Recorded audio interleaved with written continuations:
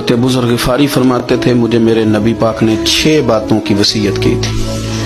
اپنے بچوں کو بھی بتاتے تھے, دوستوں کو بھی. 6 باتوں کی حضور نے وصیت کی تھی.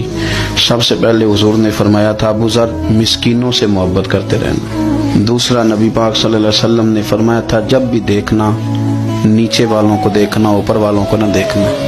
مالداروں جاگیرداروں پہ توجہ نہ کرنا, ذہن خراب ہو. نیچے دیکھنا, غریبوں کی طرف توجہ رکھنا. تیسرے نمبر پر نبی پاک صلی اللہ علیہ وسلم نے فرمایا تھا ہر حال میں حق بات کہنا اگرچہ وہ کڑوی ہو.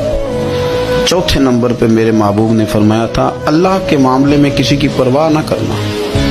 کوئی کیا کہتا ہے کہتا رہے, تم رب کے رستے پہ چلتے رہنا, ملامت کی پرواہ نہ کرنا. اور 5ویں نمبر پر میرے نبی پاک نے مجھ سے کہا تھا اگر رشتہ دار تجھ سے تعلق توڑیں بھی نہ تو تو جوڑ کے رکھنا, صلہ رحمی نہ چھوڑنا. اور 6 نمبر پر حضور نے فرمایا تھا اللہ کے عرش کے خزانوں میں سے خزانہ ہے لا حول ولا قوت الا باللہ العلی العظیم. حضور نے فرمایا اسے پڑھتے رہنا, اسے کبھی نہ چھوڑنا. اے اللہ ان نیک اور پاک لوگوں کا صدقہ ہمارے دلوں کو تقویٰ عطا فرما.